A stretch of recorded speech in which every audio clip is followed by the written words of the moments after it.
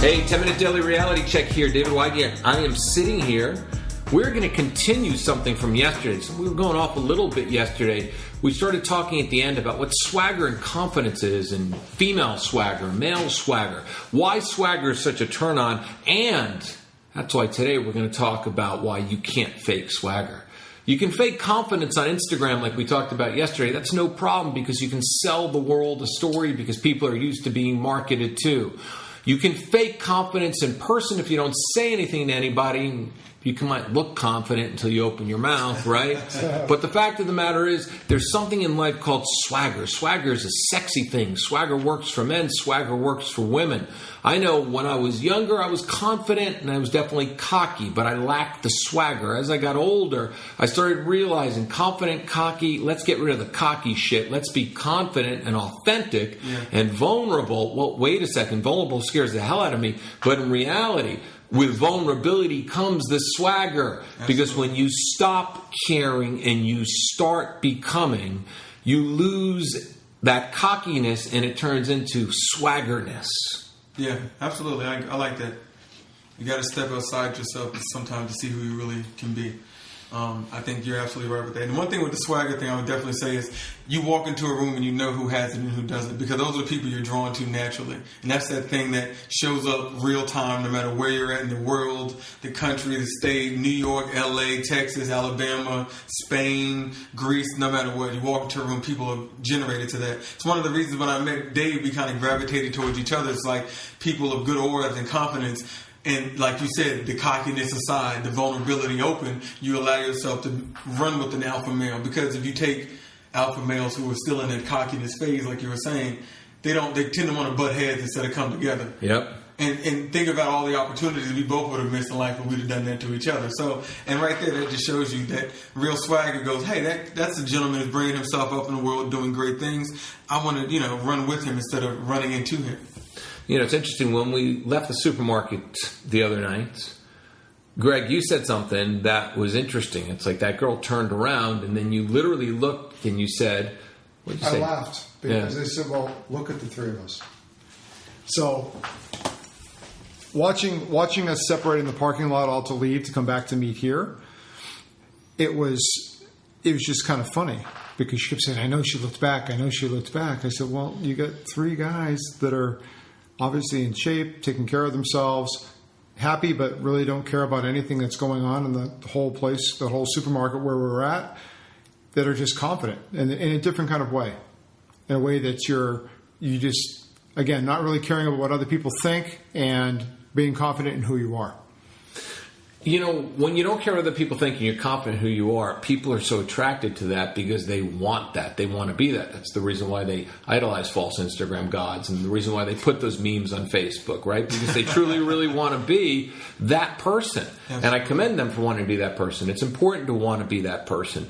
But in order to be that person, you have to go and put yourself out there.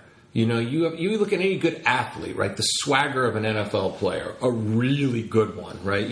Somebody you may not like him at all, but there's that confidence, right? That swagger that just says, man, I'm just a confident man. I don't care. I mean, you look at Bill Belichick, and that guy swaggers across the field. You watch him walk across the field to shake the other coach's hand after he mind-fucked the other coach. Absolutely He mind-fucked him from the other side of the fucking field. You watch him on the sidelines. He's like the fucking evil empire, man. He gives you that look. And you see players walk off the field with their shoulders hunched down, right? And you think to yourself, this guy's not making next year, man. He's getting cut, Yeah. And he fucking walks up to Belichick, and Belichick gives him this look like, fuck you, man. I mean, it's unbelievable. It's unbelievable. That's swagger. Swagger will make other men bow down to them and will bring women and will make women bow up to them. Now, what's a female swaggart or a swaggeretta or a swaggerita?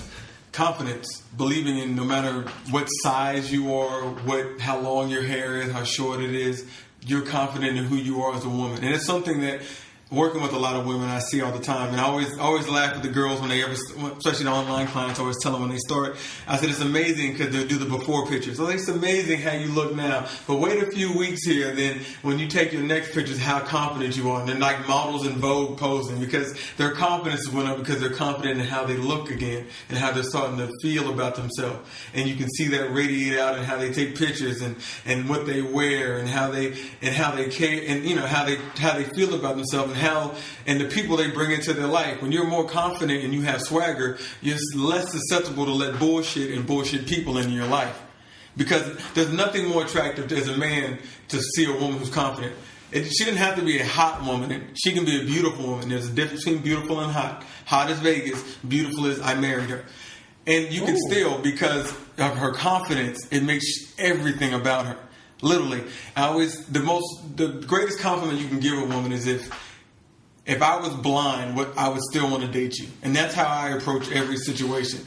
Does her swagger give off enough that if I couldn't see her, there would still be enough there for me? Because swagger is something that just you walk into like an aroma. It's its own time warp. It is. You feel so different when you're in the presence of a woman that has swagger. Yeah. I mean, it's such a turn. I was walking around New York last week, and I saw this woman in a flea market, and I just walked over and started petting her dog and looked at her. She looked at me, and it was like just this fucking energy that's exchanged because she had swagger. We talked for 5 minutes about nothing really in particular, and then she smiled and gave the triple take when I left, right? And I was thinking, well, if I lived in New York, I would have done something about it, right? But you know what? I'm having a good Sunday. I'm not going to go schlep back and forth to New York City, right, to go meet female swagger. Okay, it's like all my fly miles will be used up. But that moment, and guys, you laugh because you know you'll do it too. Well, yeah, and I know. But those moments are such incredible moments to share with somebody because you're with somebody who gets it, who's turned on by confidence, who understands it. And a lot of guys, the vulnerability that they give in their confidence. That's one thing that Dave always talks about that people don't understand. You become that swagger amplifies when you're able to be vulnerable. Meaning, all three of us men sitting here are confident, but we can also sit here and talk about our weaknesses just as strong as we can our strengths. And not have a glare in there, or not try to shun away from that because we're embracing our weaknesses, become stronger men. And if you can't do that, the swagger will never be there because if you're always hiding your weaknesses and trying to tunnel them away so people can't see them, and I don't want people to see that side of me. To be a whole person, you got to have the good and the bad. You got to give everybody everything of you. Well, we can keep talking and talking and talking about swagger, but Greg, you decide. We're going to do one last. We're going to end on this one, okay? Because this is important. We talked about going from confident to swagger. Okay, your transformation fast. My transformation fast. What do you mean? Remember we talked in the car. We were talking about confidence. Oh, my transformation. Right, transformation from confident. We talked about being confident and then going confident and swagger. Your transformation there. Yeah, when you're younger. For the most part, I was very confident. Most people are, I think, to some degree. But when you get older and you've kind of gone through things and you get a few nicks and a few punches and kicks in the balls a few times, you start to realize that, man, I just don't care anymore. Like, you start to realize I'm going to wear whatever I want to wear that day. I'm just going to go where I want to go. If I don't want to hang out with you, I don't want to. If I do, I do. Just kind of just laying back and not caring anymore. For me, after what I went through and after my divorce, it just got to the point where this is the only way it's going to be because it feels right. And you don't have to have that stress worrying about what someone else is thinking about you or who you're supposed to meet or what you're supposed to do. You just kind of going with the flow and doing your own thing. But you're not being an asshole, right? You're not being an arrogant asshole. You're just being somebody that's got balance and try to figure it out. That's what I saw in myself on a transformation over a couple of years, but that's what I was talking about tonight. It's funny. That's why I still do these boot camps with these guys because now I can literally spend 2 days teaching them confidence and swagger because that's what the missing link is. It's not about what you say to a girl. It's not about anything. We could walk back in that supermarket tonight, any one of us, and say, you know what? I wanted to talk to you. And that's all you had to say. What's your name? And then boom. And the average guy would look at that and say to himself, oh, that's just small talk. That doesn't work. No, because you don't understand confidence and swagger. Anyway, we'll talk more about this subject another day. Eddie, how do they get in touch with you? EddiePalmer12@gmail.com. We'll go from there. And David and Greg, you can reach us at davidwygant.com. Tomorrow we're going to talk just about one last thing, which I think everybody needs to talk about, and it was all about texting. Holy shit. I can't even read my handwriting, man. There was a preview for that, and it looks like dwarf texting, right? That's how bad my handwriting is. Don't text the X. You got it. It's not dwarf texting at all. Look at that, huh? I can't read my own shit. See you tomorrow when you don't text the X.